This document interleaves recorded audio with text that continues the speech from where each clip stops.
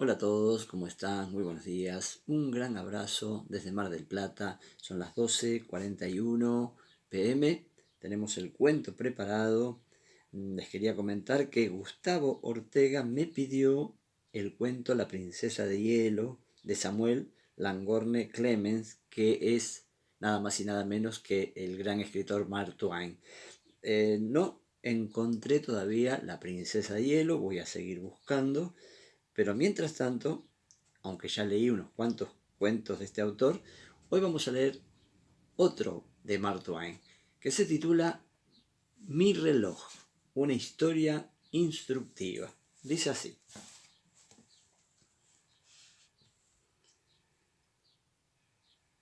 mi hermoso reloj nuevo había funcionado durante 18 meses sin atrasarse ni adelantarse, sin que se rompiese ninguna pieza de su mecanismo o sin que se parase. Había llegado a creer infalible su dictamen sobre la hora del día y a considerar imperecederas su constitución y su anatomía. Pero al fin, una noche, se me olvidó de darle cuerda.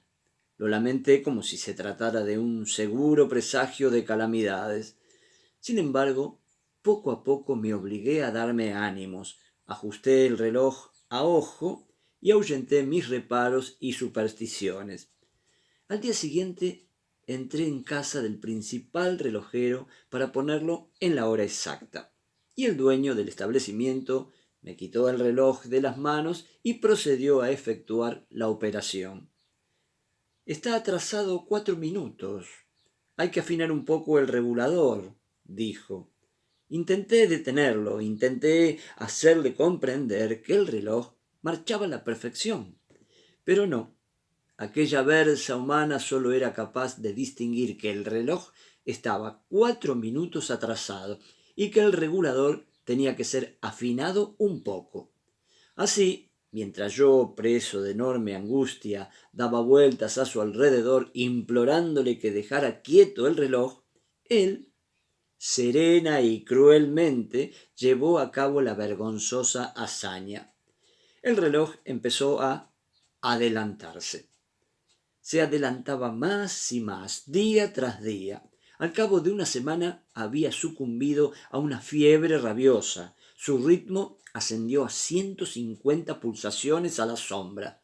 Al cabo de 2 meses había dejado muy atrás a los demás relojes de la ciudad e iba 13 días por delante. Mientras disfrutaba de las nieves de noviembre, caían todavía las hojas de octubre. A toda prisa pagué el alquiler, las facturas pendientes y otras cosas por el estilo, de modo tan ruinoso que no lo pude sostener. Llevé el reloj a que lo regularan. El relojero me preguntó si lo había reparado alguna vez. Dije que no, que nunca lo había necesitado. Lo contempló con una mirada de turbia felicidad y ansiosamente procedió a abrirlo. Luego se colocó una caja en forma de dado en un ojo y examinó el interior de la maquinaria. Dijo que requería una limpieza y lubricación, además de regulado. Vuelva en una semana. Después de haber sido limpiado, lubricado y regulado, mi reloj se atrasó hasta tal extremo que su tic-tac parecía una campana tocando a difuntos. Empecé a perder los trenes, llegaba tarde a todas las citas, me quedaba muchas veces sin cenar. Cada 4 días el reloj perdía 3 y yo sin protestar. Gradualmente fue retrocediendo hasta el día anterior, luego al otro, luego a la semana anterior, y poco a poco descendió sobre mí el discernimiento de la soledad y el abandono en que me iba consumiendo semana tras semana, mientras el mundo se perdía de mi vista. Me pareció descubrir en mí mismo un furtivo sentimiento de hermandad con la momia del museo y un deseo de intercambiar impresiones con ella. Fui de nuevo al relojero. Desmontó todo el reloj pieza por pieza y después dijo que el tambor se había hinchado. Dijo que en 3 días podría reducirlo al tamaño normal. Después de esto, el reloj daba un promedio, pero nada más. Durante la mitad del día funcionaba como el mismo diablo y lanzaba tales ladridos y jadeos y convulsiones y estornudos y resoplidos que no podía atender a mis propios pensamientos por causa de tanto alboroto. Mientras le duraba la cuerda, no había ningún reloj del país que fuera más rápido que él. Pero el resto del día se iba retrasando paulatinamente y remoloneaba hasta que todos los demás relojes que había dejado atrás lo alcanzaban de nuevo. Así, por último, al cabo de las 24 horas, se ponía a trotar otra vez y pasaba por delante de la tribuna de los jueces con toda puntualidad. Daba siempre un promedio con todas las de la ley y nadie podía decir que cumplía ni más ni menos que su deber. Pero un promedio correcto solo es una inofensiva virtud en un reloj y por ello llevé el instrumento a otro relojero. Este dijo que el perno real estaba roto. Le respondí que me alegraba de que no se tratase de algo más grave. Para decir la estricta verdad, no tenía la menor idea de lo que era el perno real, pero no me pareció conveniente aparentar tal ignorancia frente a un desconocido. Lo reparó, pero lo que el reloj ganó por un lado, lo perdió por el otro. Ocurría que corría durante un rato, se paraba otro y luego empezaba a marchar, y así sucesivamente, siguiendo su propio criterio en cuanto a los intervalos. Y al arrancar pegaba un respingo igual que un mosquetón. Me calmé durante unos cuantos días, pero finalmente llevé el reloj a otro relojero. Lo desmontó y examinó una y otra vez aquellas piezas ruinosas bajo su cristal de aumento. Dijo que parecía haber algo raro en la espiral. La arregló y le volvió a dar cuerda. Ahora funcionaba bien, exceptuando que al marcar las 10 menos 10, las dos agujas se cerraban como un par de tijeras y a partir de entonces corrían juntas.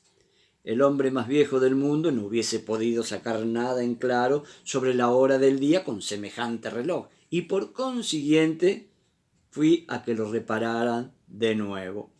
El hombre me dijo que el cristal se había encorvado y que el muelle real no estaba bien tirante. También notó que parte de la maquinaria necesitaba medias suelas. Lo tocó todo a placer y luego mi cronómetro cumplió irreprochablemente, excepto que de cuando en cuando, después de trabajar en silencio unas 8 horas, las piezas interiores se ponían todas a agitarse de pronto y empezaban a zumbar como una abeja. Las manecillas entonces giraban y giraban tan alocadamente que su individualidad se perdía por completo y parecían sólo una delicada telaraña extendida por encima de la esfera del reloj. Despachaban 24 horas en 6 o 7 minutos y luego se detenían con un estallido. Con gran pesar acudí a otro relojero y permanecí alerta mientras lo desarmaba hasta la última pieza. Entonces me preparé a someterlo a un rígido interrogatorio, porque la cosa ya empezaba a ponerse seria. Originalmente el reloj había costado $200 y ya, según me parecía, había desembolsado 2.000 o 3.000 en arreglos. Mientras esperaba y vigilaba, reconocí en aquel relojero a un antiguo conocido mío, un maquinista de barco de vapor en otros tiempos, y no muy bueno, por cierto. Examinó con cuidado todas las piezas, tal como habían hecho los demás relojeros, y luego dictó su veredicto con el mismo aplomo. Despide demasiado vapor. Hay que colgar la llave inglesa de la válvula de seguridad, dijo. Le abrí la cabeza allí mismo y me hice cargo personalmente de los gastos del entierro. Mi tío Guillermo, hace poco fallecido, solía decir que un buen caballo es un buen caballo hasta que se escapa una vez, y que un buen reloj es un buen reloj hasta que los relojeros tienen ocasión de meterle mano. Y solía preguntarse en qué habían parado tantos latoneros y armeros y zapateros y maquinistas y herreros fracasados. Pero nadie supo nunca qué contestarle. Aquí termina el cuento de Mark Twain, siempre tan ingenioso para escribir sus historias. Muy buen cuento. Mi reloj, una historia instructiva. Mark Twain. Bueno, un gran abrazo y mañana nos encontramos jueves con un nuevo cuento. Un beso grande para todos.